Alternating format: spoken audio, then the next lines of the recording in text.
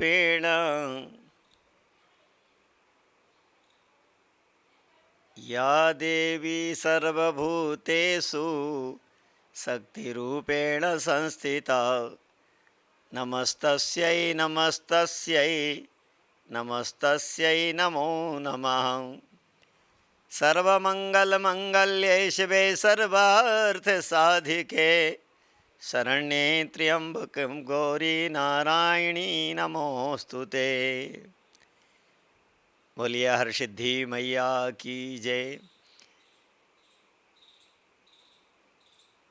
भारतवर्ष उत्सवों का त्योहारों का देश है।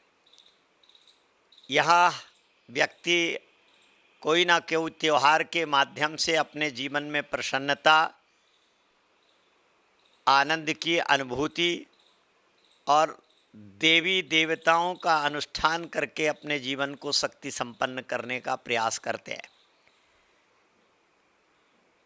जैसे दो संध्याओं को मिलने पर संध्या वंदन आदि करके साधना की जाती है, वैसे ही नवरात्रि का पर्व भी दो ऋतुओं के मध्य का दिवस है। ये अभी वर्षा काल समाप्त हो रहा है, शरद ऋतु का आगमन हो रहा है और ऐसे में यह शारदीय नवरात्रि का उत्सव, यह शक्ति की उपासना का उत्सव है।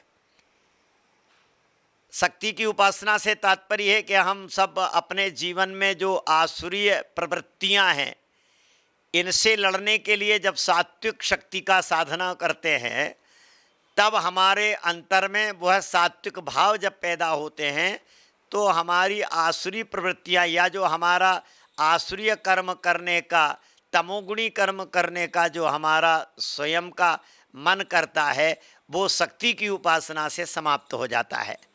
और इसलिए यह नवरात्रि का पर्व लोग घरों में घट स्थापन करके, देवी की उपासना करके, मंत्र जाप करके, यज्ञ करके और उपासना के माध्यम से, उपासना का तो मतलब ही होता है उपासन, जिस देवता की हम आराधना करते हैं उसके समीप हमारा मन स्थित हो जाए, उसके समीप हमारा मन ठहर जाए। तो यह जो नवरात्रि का पर्व है, ये शक्ति की उपासना का पर्व है, प्रकृति पर विजय प्राप्ति का पर्व है। और हम सब ऐसा मानते हैं कि आसुरी शक्तियों पर, जैसे भगवती स्वयं अपने हाथ में खड्ग और खप्पर लेकर जैसे असुरों का संहार करती है, वैसे ही हमारे अंतर में जो असुर बैठे हैं, काम क्रोध लोभ मोह आदि, वो हम भगवती की उपासना करके उनसे प्रार्थना करते हैं कि हे देवी, वो असुर जो आपने उस समय मारे हैं वो आज भी हमारे अंतर में विद्यमान है किसी ना किसी रूप में। इसलिए हे माँ, तुम उठाओ खड्ग और हमारे अंदर के काम क्रोध लोभ मोह रूपी इन राक्षसों का संहार करके आप हमारे हृदय में शांति है, शक्ति है, सद्भाव है, प्रसन्नता है, आनंद है, इन सब का उदय करें। तो ये नवरात्रि का पर्व लोगों के लिए यही शक्ति की उपासना का पर्व है। इस समय में लोग जगह जगह देवियों की मूर्ति की स्थापना करके, आरती करके, पूजन करके, साधना करके, यज्ञ आदि करके उन सबके अपने जीवन को सात्विक बनाने का प्रयास करते हैं। तो और उसका भी ये होता है कि नवरात्रि के तुरंत बाद ही नवमी आती है, तो नवमी के तत्काल बाद ही दशहरा आता है।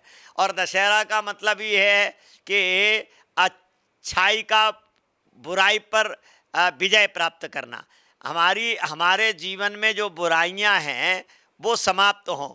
और रावण को समाप्त करने का मतलब है कि आज जरूरी नहीं है कि वही रावण जो 10 सिर वाला था, वो रावण तो मार दिया था राम जी ने, लेकिन आज तो उन रावणों की कमी नहीं है जो देश में अराजकता फैला रहे हैं, जो रेप कर रहे हैं, चोरियां कर रहे हैं, डकैतियां कर रहे हैं, देश में जो अराजकता फैला रहे हैं, जो उग्रवाद है, जो लूटपाटवाद है, ये सब जो हो रहा है, ये भी तो रावण ही है। ये रावण के ही सब वंशज लोग हैं जो देश में अराजकता फैलाकर देश को अस्थिर कर रहे हैं। तो ऐसे समय में हम सब लोग शक्ति की उपासना करके, भगवती की उपासना करके, ये जैसे राम जी ने भी, ये जो नवरात्रि है ये राम जी ने स्वयं शक्ति की उपासना में लगाए थे और इसके बाद ही उनको रावण पर विजय प्राप्त हुई थी। तो ये भगवान श्री राम ने भी इन शक्ति की, भगवती की उपासना की थी।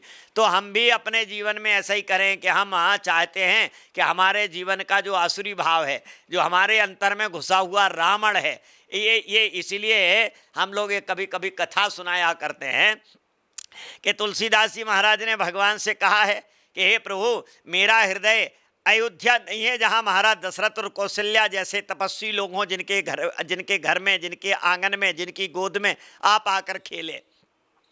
हमारा हृदय जनकपुर भी नहीं है जहाँ आप स्वयं चले गए और धनुष तोड़ करके भगवती सीता का वर्ण कर लिया। तो फिर पूछा तुलसीदास जी के आखिर तुम्हारा हृदय है क्या? बोले महाराज हमारा हृदय तो लंका है। जैसे लंका में आपने चढ़ाई करके जबरदस्ती रावण को, कुंभकर्ण को, मेघनाद को मार दिया था, वैसे ही आप हमारे हृदय में घुस करके हमारे हृदय में रहने वाले रावण हैं, कुंभकर्ण हैं, मेघनाद, इनका स्वयं अपने हाथ से वध करिए और स्वयं वहाँ आप भक्ति रूपा विभीषण को बिठा करके राज्य तिलक करके आप अपना राज्य स्थापित कर दीजिए। तो इसका मतलब ये है कि हम सब लोग यही मांगते हैं कि वो रावण तो मारा गया जो कभी त्रेता में हुआ था, लेकिन हमारे अंतर में भी तो रावण घुसे बैठे हैं। हम ऐसे लोगों को जो समाज में रावण का काम कर रहे हैं, जो समाज में बुराइयों के प्रतीक बने हुए हैं, ऐसे लोगों पर कैसे विजय प्राप्त होगी? तो ये शक्ति की उपासना ही करनी पड़ेगी। इस शक्ति की उपासना करके हम भगवती से ये प्रार्थना करें कि हे भगवती, आप हमारे जीवन में ऐसी शक्ति प्रदान करें, ऐसी ईमानदारी और ऐसी राष्ट्रभक्ति पैदा करें जिससे हम अपने राष्ट्र में जो तमाम राक्षस हैं इनका संहार करने में समर्थ हों और अपने अंतर में जो राक्षस है उसको संहार करके हम यहाँ दशहरे का उत्सव मना सकें, आनंद मना सकें। इसलिए यह नवरात्रि का पर्व हम सबके लिए शक्ति की उपासना का पर्व है। इस पर्व पर आप सब लोग उपासना करें, भगवती की आराधना करें और अपने जीवन में अपने अंतर के असुरों को समाप्त करें। आप सबको इस नवरात्रि के महापर्व पर, शारदीय नवरात्रि के अवसर पर आप सबको मेरी ओर से बहुत बहुत हार्दिक शुभकामनाएं, बहुत बहुत आशीर्वाद। आप सबका जीवन मंगलमय हो। दशहरा आप सबके लिए ये शुभ हो ताकि आप भी अपने जीवन में जो रावण है अहंकार रूपी, उस रावण को मार करके आप अपने जीवन में राम राज्य की स्थापना कर सकें। और राम राज्य की स्थापना होगी तो ही आपका जीवन मंगलमय होगा, सुखमय होगा। आप सबके प्रति बहुत बहुत शुभकामनाएं देता हुआ अपनी वाणी को विराम। जय श्री राम।